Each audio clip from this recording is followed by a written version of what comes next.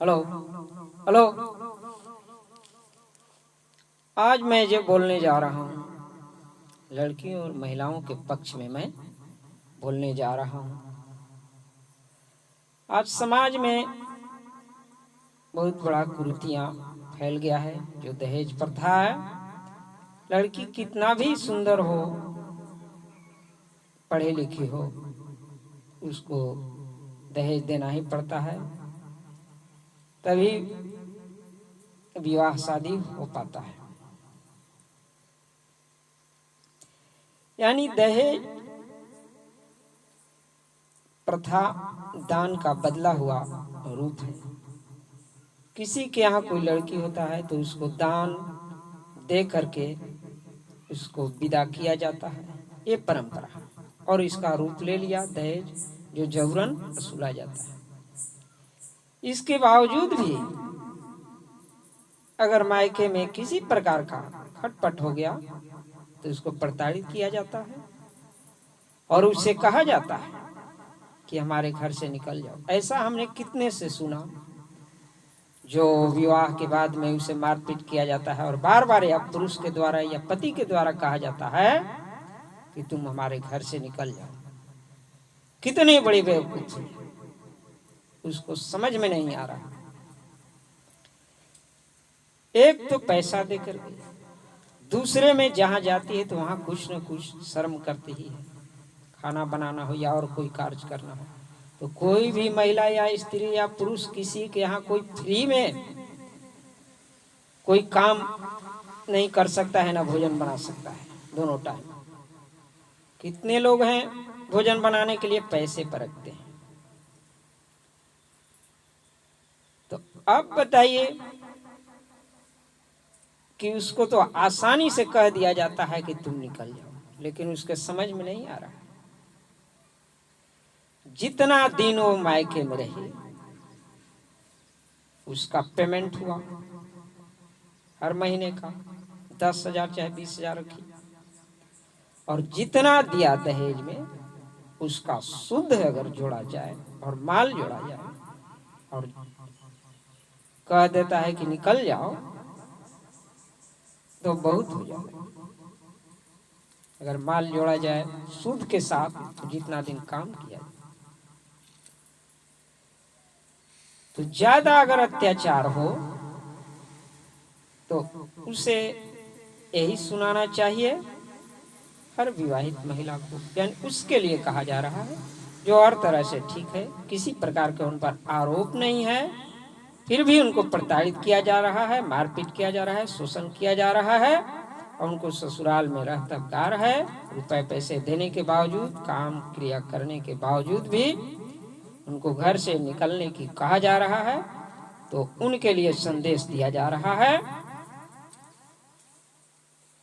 कि उनसे पेमेंट जोड़ कर लिया जा सकता है, और जो जितना विवाह में दहेज दिया है उसका प्लस सूद लिया जा सकता है। और मैं भारत क्या विश्व के सभी महिलाओं एकजुट होने की संदेश देता हूं। इस मामले सदियों से पुरुषों द्वारा अत्याचार किया गया है। जितना भी नशा है बहुत सा अधिक से अधिक पुरुष वर्ग ही करता है। पहले स्त्रियों शूद्रों को पढ़ने का अधिकार नहीं था। बाद में स्वतंत्रता हुआ, भारत स्वतंत्र हुआ तो इन लोग को धीरे धीरे अधिकार दिया गया, जो नीचे से ऊपर तक के पदों पर चली जा रही। लेकिन कैसा भी लड़की पद पर क्यों ना, सुंदर क्यों ना हो, गुणवान क्यों ना हो, पढ़ी लिखी क्यों ना हो, उसको रुपए देने के बावजूद तभी शादी ब्याह होता है। और इसमें भी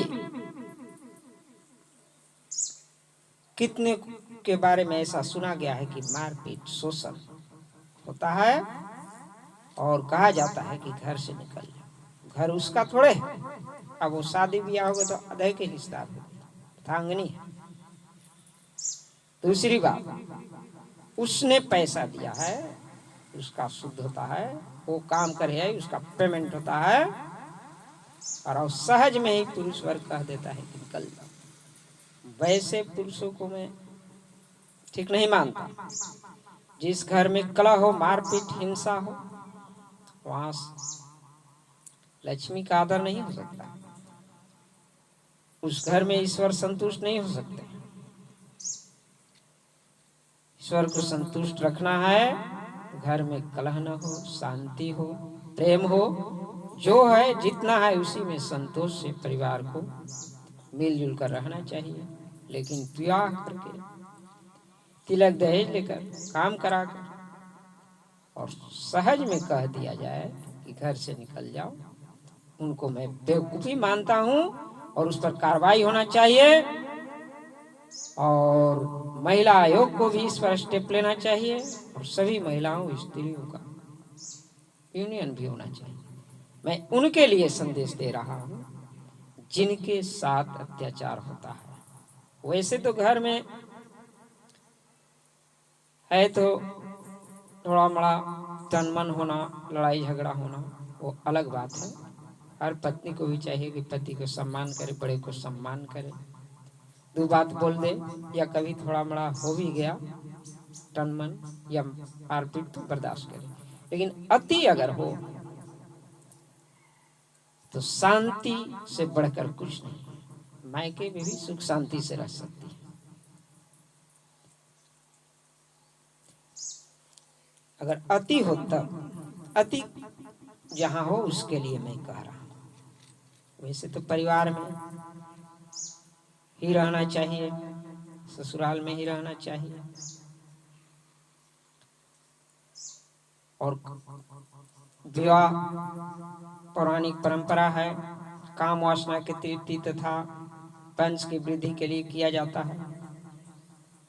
लेकिन अगर शांति नहीं हो तो इस तरह के उसे कहा जा सकता है और उस पर कार्रवाई हो सकता है। कोई अगर मारपीट हिंसा करता हो तो मारने का अधिकार किस बात की, पीटने का अधिकार किस बात? आपने पैसा लिया, आप काम कराते हैं, उस काम का मजदूरी होता है, जैसा भी करे। कोई भी सिर्फ भोजन भी नहीं फ्री में बना सकता है किसी के यहाँ, उसका भी पेमेंट होता है। और सहज में कह दे कि घर से निकल जाओ, ये बिल्कुल गलत बात है, ऐसा नहीं होना चाहिए। मैं इसका कड़ा विरोध करता हूँ। संपत्ति आने और जाने वाला है, संपत्ति अस्थिर नहीं होता है। ऐसा भी देखा जाता है किसी को गरीब से शादी हो, बाद में धनी हो, कोई धनी है फिर गरीब भी हो। समय परिवर्तनशील है और शरीर नाशवान है। अच्छे से किया जाए, पति ही मर जाए, एक्सीडेंट हो जाए, दुर्घटना हो जाए या रोग हो जाए, इसको कहना मुश्किल है, सब ईश्वर के हाथ में। इसलिए मैं उन महिलाओं, स्त्रियों को संदेश देता हूं कि आपके ऊपर जुल्म अत्याचार होता हो तो इस तरह की बात रख सकती है और उसको मायके वाले को इस तरह की बात कहना चाहिए, तभी छोड़ना चाहिए। ऐसा नहीं कि आसानी से त्याग दिया, हमारे घर से निकल। हम कितने को ऐसा सुना है, इसलिए हम इस बात को कह रहे हैं, क्योंकि जितना दिया उसका सूद और जितने दिन काम किया उसका पेमेंट प्लस अगर रहतबगार हो तब इस बात को उठाया जा सकता है और उससे लिया भी जा सकता है। हाँ, उसके लिए जिसके ऊपर जुल्म अत्याचार हो उसके लिए नहीं। जिनको थोड़ा भी हुआ, अपने गलती में भी है कोई महिला और वो आरोप लगा दिए। कुछ ऐसे भी महिला होते हैं जो झगड़ालू प्रवृत्ति होते हैं, उनके लिए नहीं कहा जा रहा, उनके लिए कहा जा रहा है जिनके ऊपर शोषण जुल्म अत्याचार हो। बहुत से पुरुष वर्ग पैसा लेकर काम भी कराते हैं, दारू शराब पी कर ड्रामा भी करते हैं, मारपीट हिंसा भी करते हैं। अरे कुछ नहीं हो, गरीबी ही क्यों न हो, लेकिन कम से कम प्रेम व्यवहार बना रहना चाहिए, शांति बना रहना चाहिए घर परिवार में, ये होना चाहिए। हमारा कहना ये है। जय हिंद।